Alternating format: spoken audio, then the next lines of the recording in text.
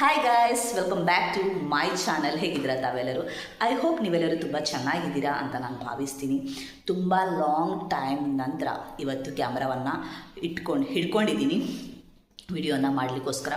ಹಾಗೆ ತುಂಬ ಟೈಮ್ ನಂತರ ಕನ್ನಡ ಕೂಡ ಮಾತಾಡ್ತಾ ಇರೋದು ಅಲ್ಲ, ಹಾಗಾಗಿ ಸ್ವಲ್ಪ ತಪ್ಪಿದರೆ ಕ್ಷಮಿಸಿ ಅಂತ ಹೇಳ್ತೀನಿ. ಯಾಕಂತ ಹೇಳಿದರೆ ನಾವು ಮನೆಯಲ್ಲಿ ಮಾತಾಡೋದು ಅಥವಾ ಎಲ್ಲಾದರೂ ಮಾತಾಡೋದು ನಾವು ಕೊಂಕಣಿನೇ. ಕನ್ನಡ ಯೂಟ್ಯೂಬ್ ಚಾನಲಿಂದನೇ ತುಂಬ ಇಂಪ್ರೂವ್ಮೆಂಟ್ ಆಗಿದ್ದೆ. ಬಟ್ ಇವಾಗ ತುಂಬ ಲಾಂಗ್ ಟೈಮ್ ಆಯ್ತಲ್ಲ, ಎಷ್ಟು ಮಂತ್ ಇರ್ಬೋದು? 6 ಮಂತ್ ಇರ್ಬೋದು. 6 ಮಂತ್ ನಂತರ ನಾನು ಕ್ಯಾಮ್ರಾವನ್ನು ಹಿಡ್ಕೊಂಡಿದ್ದೀನಿ. ಸೊ ಸ್ವಲ್ಪ ಕನ್ನಡ ಆಚೆ ಈಚೆ ಆಗುತ್ತೆ. ಹಾಗೆ ತುಂಬ ಜನರು ನನಗೆ ಸಿಕ್ಕಿದ್ರು ಎಲ್ಲಾದರೂ ಹೋಗೋದಾದರೆ. ಆ್ಯಕ್ಚುಲಿ ನಾನು ಹೋಗೋದು ತುಂಬ ಕಡಿಮೆ, ಆದರೂ ಕೂಡ ಸಿಕ್ಕಿದಾಗ ವ್ಯೂವರ್ಸ್ ಸಿಕ್ಕಿದಾಗ ಹೇಳ್ತಾಯಿದ್ರು, ಯಾಕೆ ಸ್ಟಾಪ್ ಮಾಡಿದೀಯಾ ಅಂತ. ಅವ್ರಿಗೆ ಹೇಳಿದ್ದೀನಿ ಯಾಕೆ ನಾನು ಸ್ಟಾಪ್ ಮಾಡಿದ್ದೀನಿ ಅಂತ. ಹಾಗೆ ನಿಮಗೂ ಕೂಡ ಶೇರ್ ಮಾಡುವ ಅಂತ ಇವತ್ತು ವಿಡಿಯೋನ ತೆಗಿತಾ ಇದ್ದೀನಿ. ನಾನು ಸ್ಟಾಪ್ ಮಾಡಲಿಕ್ಕೆ ರೀಸನ್, ನಾನು ಕನ್ಸೀವ್ ಆಗಿದ್ದೆ. ಹಾಗೆ ಇವಾಗ ನನಗೆ 9 ತಿಂಗಳು ರನ್ನಿಂಗಲ್ಲಿದ್ದೀನಿ. ಹಾಗೆ ತುಂಬಾ ಕಷ್ಟ ಆಗ್ತಾಯಿತ್ತು. ಎಲ್ಲ ಜರ್ನಿ ಹೇಳಬೇಕು ಅಂತ ಹೇಳಿದರೆ ಮಧ್ಯದಲ್ಲಿ ನಾನು ಒಂದು 20 ಡೇಸ್ ವ್ಲಾಗನ್ನು ಬಿಟ್ಟಿದ್ದೆ ಅಲ್ಲ ಹೊರದೇಶದಲ್ಲಿ. ಅದಕ್ಕೋಸ್ಕರನೇ ಫುಲ್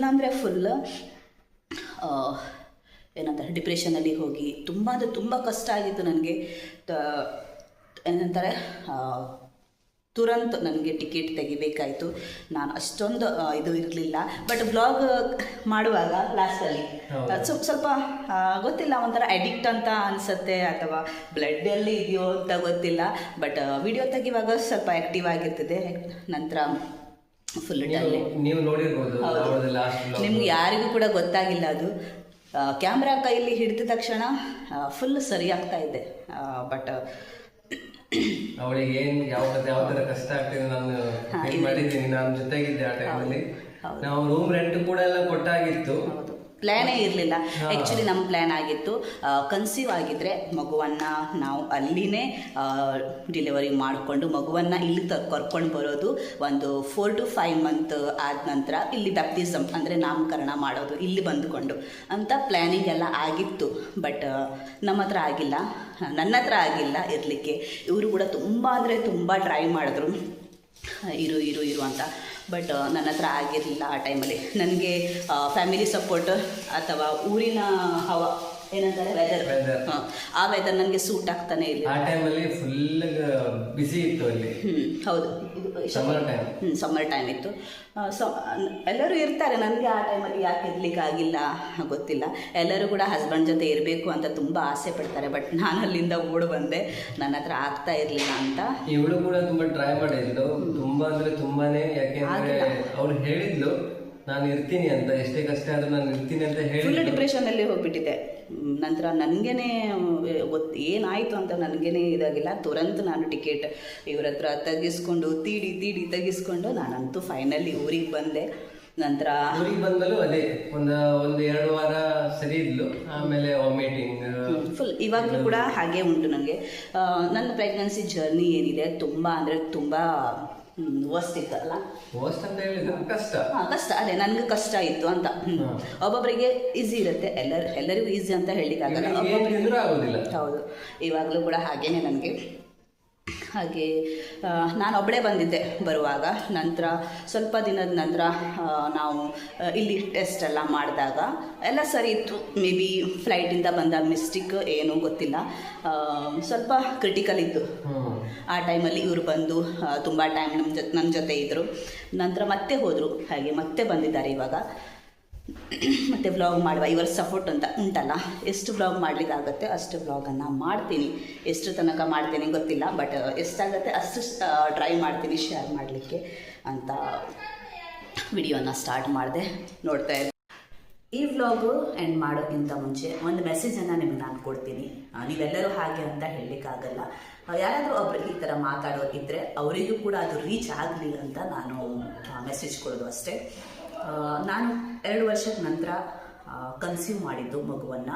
ನಮ್ಮದು ಕೈಯಲ್ಲಿ ಏನೂ ಇಲ್ಲ, ಎಲ್ಲ ದೇವ್ರ ಕೈಲೇ ಇದೆ. ದೇವ್ರು ಕೊಡಬೇಕು, ನಾವು ತಗೊಳ್ಬೇಕು.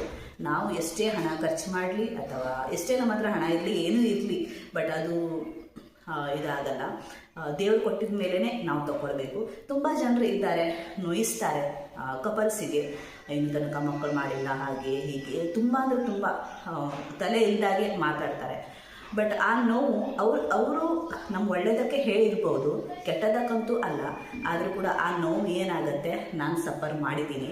ಹಾಗೆ ಇವರು ಕೂಡ ಸಫರ್ ಮಾಡಿದ್ದಾರೆ. ನನಗೆ ಹೇಳಿದ ತಕ್ಷಣ ನಾನು ನಂತರ ಅವ್ರಿಗೆ ಹೇಳ್ತೀನಲ್ವ, ಈ ಥರ ಇಬ್ಬರು ಕೂಡ ನಾವು ತೀರ್ತಾ ಇದ್ವಿ, ಹಾಗೆ ಯಾಕೆ ಹೇಳಿದ್ರು ಅಂತ. ಬಟ್ ಒಬ್ಬೊಬ್ರು ಇದ್ದಾರೆ ಆ ಥರ ಚುಚ್ಚಿ ಮಾತಾಡ್ತಾರೆ, ಒಬ್ಬೊಬ್ಬರು ಒಳ್ಳೆಯದಕ್ಕೂ ಹೇಳ್ತಾರೆ, ಒಳ್ಳೆಯದಕ್ಕೂ ಕೂಡ ಹೇಳಬಾರ್ದು. ಯಾಕಂತ ಹೇಳಿದ್ರೆ ಯಾರು ಕಪಲ್ಸ್ ಕೂಡ ಸ್ವಲ್ಪ ಕೂಡ ಯೋಚನೆ ಮಾಡಲ್ಲ ನಮ್ಗೆ ಮಗು ಬೇಡ ಅಂತ. ಅವರವ್ರ ಪ್ರಾಬ್ಲಮ್ ಅವರವರಿಗೆ ಗೊತ್ತಿರುತ್ತೆ ಏನಂತ. ಇವಾಗ ತುಂಬ ಅಪ್ಡೇಟ್ ಆಗಿದೆ ಪ್ರಪಂಚ, ಎಲ್ಲ ಪ್ರಾಬ್ಲಮ್ಸ್ ಇರುತ್ತೆ, ಅವ್ರಿಗೆ ಮಾತ್ರ ಗೊತ್ತಿರುತ್ತೆ, ಎಲ್ಲರ ಜನರಿಗೆಲ್ಲ ಹೇಳ್ತಾನೆ ಹೋಗಲ್ಲ. ಬಟ್ ತುಂಬ ಜನರು ತುಂಬ ಕೆಟ್ಟದಾಗಿ ಮಾತಾಡ್ತಾರೆ, ತುಂಬ ನೋಯಿಸ್ತಾರೆ. ಯಾರಾದರೂ ನನ್ನ ವಿಡಿಯೋ ನೋಡ್ತಾ ಇದ್ದರೆ, ಯಾರಾದರೂ ಆ ಥರ ಮಾತಾಡೋರು ಇದ್ದಿದ್ರೆ ಪ್ಲೀಸ್ ಸ್ಟಾಪ್ ಮಾಡಿ. ಯಾಕಂತ ಹೇಳಿದ್ರೆ ಅವ್ರು ನಾವು ಅವರಿಗೆ ಗೊತ್ತುಂಟು, ನಮ್ಮ ಕೈಯಲ್ಲಿ ಏನು ಕೂಡ ಇಲ್ಲ, ಎಲ್ಲ ದೇವರು ಕೊಡಬೇಕು, ನಾವು ತಗೊಳ್ಬೇಕು ಅಷ್ಟೇ. ಎಲ್ಲ ಗೊತ್ತಿಟ್ಕೊಂಡು ಕೂಡ ಅವರು ಮಾತಾಡ್ತಾರೆ. ಯಾಕೆಂದ್ರೆ ನಮ್ಮ ಕೈಲಿ ನಾವು ಪ್ರೇಯರ್ ಮಾಡಬೇಕು ಅವರಿಗೋಸ್ಕರ.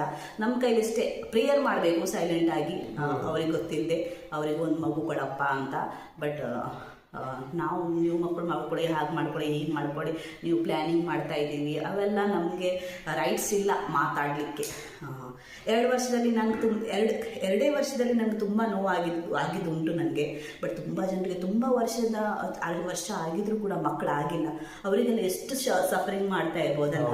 ಇಬ್ಬರು ಕೂಡ ಮಾಡ್ತಾರೆ, ಜಾಸ್ತಿಯಾಗಿ ಹೆಣ್ಮಕ್ಳಿಗೆ ಬ್ಲೇಮ್ ಮಾಡ್ತಾರೆ. ಬಟ್ ಅಷ್ಟು ಒಳ್ಳೆ ಕಪಲ್ಸ್ ಯಾರು ಇರ್ತಾರೆ ನೋಡಿ, ಅವರ ಹಸ್ಬೆಂಡ್ ಕೂಡ ಆ ಬ್ಲೇಮ್ ತಗೊಳ್ತಾರೆ. ಇವರು ಕೂಡ ಹಾಗೆ ತಗೊಳ್ತಾ ಇದ್ರು. ಏನೋ ಏನೇನೇನೇನೋ ಮೈಂಡಲ್ಲಿ ಬರುತ್ತೆ.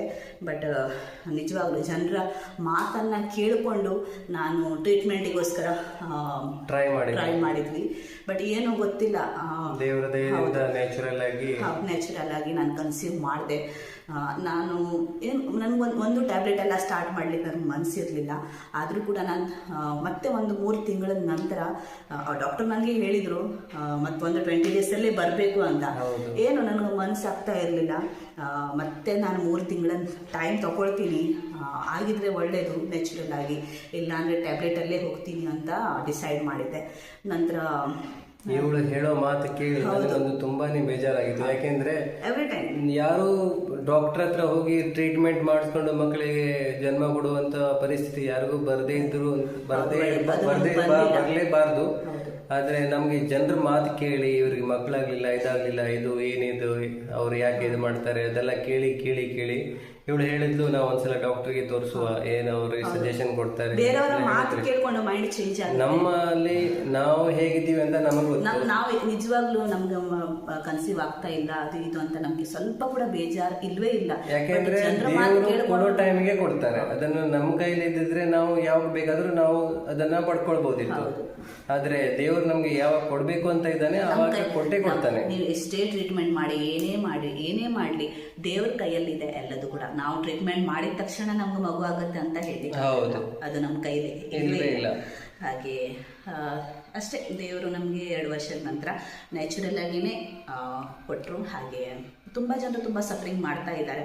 ಬಟ್ ಅವರಿಗೆಲ್ಲ ಎಷ್ಟು ನೋವಾಗುತ್ತೆ ಅದನ್ನೇ ನನಗೆ ನಮ್ದು ಪ್ರೇಯರ್ ಯಾವಾಗಲೂ ಅವರಿಗೋಸ್ಕರ, ಅವರಿಗೆ ಬೇಗ ಒಂದು ಮಗುವನ್ನು ಕೊಡುವಂತ ದೇವರ ಹತ್ರ ಬೇಡ್ಕೊಳ್ಳೋದಷ್ಟೇ. ಯಾಕೆಂದ್ರೆ ಅವರು ಎಷ್ಟು ನೋವು ಪಡ್ತಾ ಇದ್ದಾರೆ ಅಂತ ನಮ್ಗೆ ಗೊತ್ತು. ಯಾಕೆಂದ್ರೆ ನಾವು ಕೂಡ ಸಫರ್ ಮಾಡಿದ್ದೀವಿ. ಯಾಕೆಂದ್ರೆ ಒಂದೇ ವರ್ಷದಲ್ಲಿ ಮಾತಾಡ್ಲಿಕ್ಕೆ ಶುರು ಮಾಡಿದ್ದು, ಇನ್ನು 2 ವರ್ಷ ಕಂಪ್ಲೀಟ್ ಆದ್ಮೇಲೆ ಅಂತೂ ಕೂಡ ಮಾತಾಡ್ತಾರೆ ಅಂತ ಗೊತ್ತು. ಆದ್ರೆ ಆ ಥರ ಯಾವತ್ತೂ ಮಾಡಬಾರ್ದು. ಯಾಕಂದ್ರೆ ಅವ್ರಿಗೋಸ್ಕರ ನಾವು ಪ್ರೇಯರ್ ಮಾಡಿದ್ರೆ ತುಂಬಾ ಒಳ್ಳೇದು. ಅವರಿಗೋಸ್ಕರ ಅವರಿಗೆ ಸಮಾಧಾನ ಹೇಳಿ ಮಾತಾಡ್ಲಿಕ್ಕೆ ಸ್ಟಾರ್ಟ್ ಮಾಡಿದ್ವಿ ಮದುವೆ ಆಗಿದ ತಕ್ಷಣ. ಬಟ್ ಎನಿವೇಸ್ ಅಷ್ಟೇ ನಾನು ಮೆಸೇಜ್ ಕೊಡೋದು. ನಾವು ಏನಾದ್ರೂ ತಪ್ಪು ಹೇಳಿದ್ರೆ ನೀವು ಬೇಜಾರು ಮಾಡ್ಕೊಬೇಡಿ. ಯಾಕಂದ್ರೆ ನಮ್ಗೆ ಏನ್ ಅನ್ಸಿದೆ ಅದನ್ನ ನಾವು ಹೇಳ್ತಾ ಇದೀವಿ ಅಷ್ಟೇ. ಯಾಕೆಂದ್ರೆ ಆ ಫೀಲಿಂಗ್ಸ್ ಯಾರಿಗೂ ಬೇಡ. ಆ ತರದ ಒಂದು ಒಂಥರ ಕೀಳಾಗಿ ನೋಡೋದು, ಇವ್ರಿಗೆ ಮಕ್ಕಳಿಲ್ಲ ಆ ಥರ ಅಂತ. ತುಂಬಾ ಯಾರ್ದು ಕೂಡ ನಾನು ಮಾತನ್ನ ಇದು ಮಾಡ್ಕೊಂಡಿದ್ದೇ ಇಲ್ಲ ನನ್ನ ಲೈಫಲ್ಲಿ. ಏನಿದ್ರು ಪಟ್ ಪಟ್ ಪಟ್ ಪಟ್ ಬಟ್ ಈ ವಿಷಯದಲ್ಲಿ ಮಾತ್ರ ನಾನು ತುಂಬಾ ಸೈಲೆಂಟ್ ಆಗಿದ್ದೆ. ಯಾಕೆ ನನಗೆ ಗೊತ್ತಿಲ್ಲ.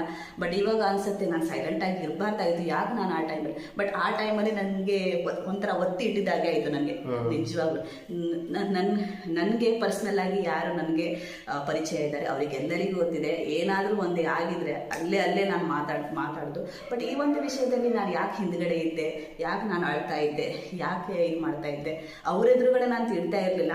ಬಟ್ ಪ್ರತಿ ಸಲ ನನ್ನ ಹತ್ರ ಕಾಲ್ ಮಾಡಿ ಹೇಳುವಾಗ ಅವಳು ತುಂಬಾನೇ ಒಂಥರ ಹರ್ಟ್ ಆಗ್ತಾ ಇತ್ತು. ಏನೋ ಒಂದು ನಮ್ಮಲ್ಲಿ ಕಡಿಮೆ ಇದೆ ಅಂತ ಜನರು ಮಾತಾಡ್ತಾರೆ, ಆ ಥರ ಇತ್ತು.